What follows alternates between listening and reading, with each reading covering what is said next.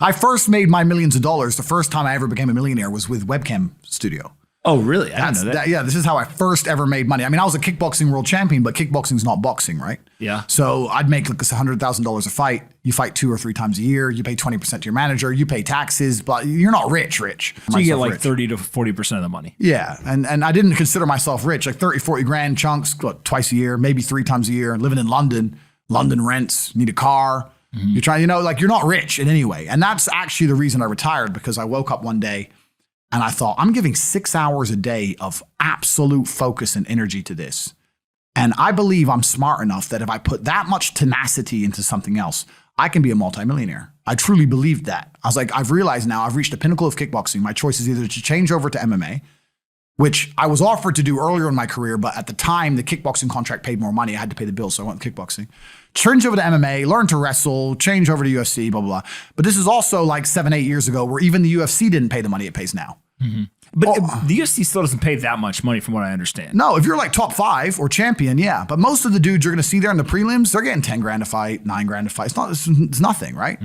So it'd be like starting my career all over again. And at the age of 28, I thought, I don't have the gumption to start again. I've been through hell for this. I've broken my hand 8 times. My ribs have been broken. I don't want to do this all over again. So what do you do when you realize that, hey, maybe I don't want to keep fighting?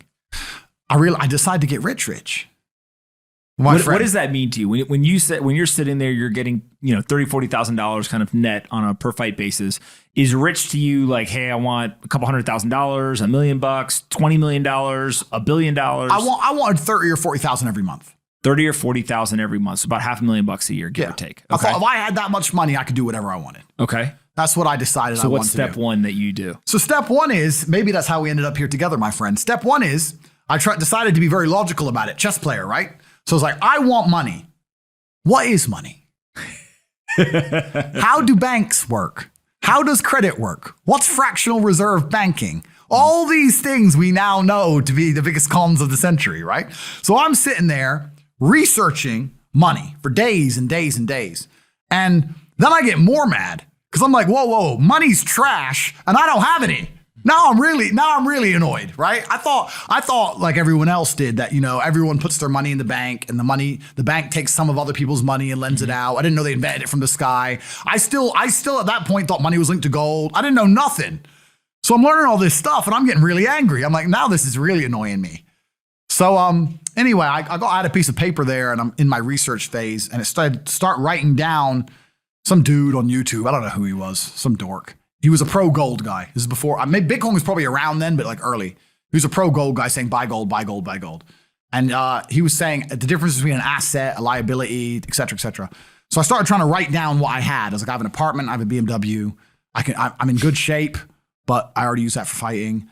What can I do? I can play chess. I'm just writing down the things I have and what I'm good at. And then I kind of realized, I was like, I've got like 8 girlfriends. But because I was traveling the world and if you win, you get a ring girl. It's kind of like she's banging the winner, right? You win a world title, you get to choose the ring girl you want. It's pretty easy, right? So I had a girlfriend in Slovakia, I had a girlfriend in France, I had a girlfriend in England, all these girlfriends. Do they know about each other? No. Okay. But they find out pretty soon. So I had all these girlfriends, so I'm like, maybe I could open a strip club and like be a pimp, and, be a gangster about it, And then that opening a strip club that's literally the first thing you thought about was open a strip club? Well, I thought I have these beautiful girls. How can this is before like Twitch existed. So I was like, what can I do with these hot girls? I was like, it's just an asset, right? There's these girls and a lot of them were messaging me. They thought I was this millionaire world champion. They all wanted to come London, live with me and thought I was a big boy millionaire and all this stuff. So it's like they do because of social media. Well, partially because of that. And also because they met me. I turn up, I fight, I win the world title, I leave. We're texting each other. They assume I'm this big boy, right? So I'm kind of like, what am I going to do? What am I going to do? I thought, man, I investigated strip clubs, way too much money. But this asset class of beautiful women was kind of on my mind for a few days. And then by absolute coincidence, I stumbled upon somewhere on the internet. I was on one of those websites where you used to download like free games and bullshit from. And in the corner somewhere it said, hot girls want to talk to you now or something. I said, hot girls. So I clicked on that, not because I was interested, but because I thought I have hot girls. And it was one of those webcam websites. And I was like, so these girls sit here and talk to dudes for money. So I'm going to get my girls to And they're naked. They're just talking. How does it work? It's 50-50. I mean, it depends on the girl, depends what she wants to do. But the majority of the job is not based around being naked. The majority of the job is based around being entertaining and being easy to talk to. And the guys who are talking to you need to find you, that you need to remember their name, remember their dog's name. You have to be smart. You can't just be a girl and be a bimbo and be naked and make money. You have to be really smart, charming, interesting, happy all the time, positive. Mm-hmm. And I thought, I'm going to try this. So I messaged all 5 of my girlfriends, told them I had a job for them, explained to them what I was going to do. I was going to launch this company. 4 of them agreed. All 4 flew in, sat them around the same table. They're all like, who's she, who's she, who's she? I'm like, well, you're all my girlfriends. 2 more left. And then 2 stayed. And that was the beginning of my little attempt at a webcam empire. And I put the girls there. And my role in it all was I did all the tech side of stuff, which is the first thing, of course. And then also, and I get called a pimp a lot. But and the reason I use the term is because I don't see it as a negative term. I see it as positively inspirational and motivating person. I'd motivate the girls. I'd make sure they did their job properly. If they had a bad day online, I'd come up with a good excuse for them. Oh, it's been a football game. It's been really busy. Don't worry. You're so beautiful. Don't be upset. You did better than her. You did the best today. I keep everything organized, put the schedules together, all that kind of stuff. And is it hard? It's hard because women have to want to work for you. Okay. Women have to want to obey you. That's what's hard. And you don't do that. This is one of the biggest misconceptions. I really want to clear this up. People in the movies and stuff, pimps are like aggressive, mean men. Complete opposite. Pimps are more like James Bond. James Bond's a pimp. He sleeps with a girl to get information. He doesn't care about her. He is absolutely and utterly a pimp. He doesn't hit her. He makes her love him. She does what he wants. He uses sex as a weapon to reward her, and then he disappears. That James Bond is absolutely and utterly a pimp. So I say pimp because everyone calls me a pimp online, tries to go, haha, you're a pimp, like I'm gonna get offended. It's like, no, beautiful women wanted to work for me, and they wanted to work for me because I displayed supreme competence. And they knew if they worked for me, they'd make a lot of money. So whenever I was out, I'd meet a waitress and say, well, you're working 10 hours a day for pennies. You can work 10 hours a day for me, make 10 grand a month, or 20 grand a month. And over time, I just build up this big little empire of webcam girls. At one point, I had 4 locations, 75 girls working for me.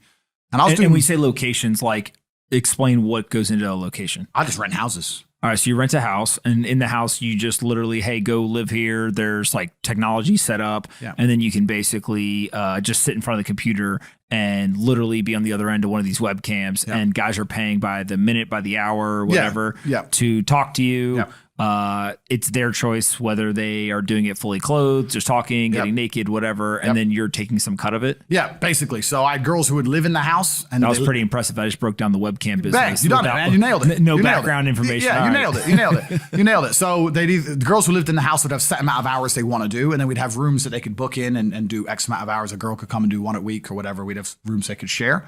And then, very much exactly like you said. They'd go online, they'd do their hours, they'd have their regular customers, they'd get their money.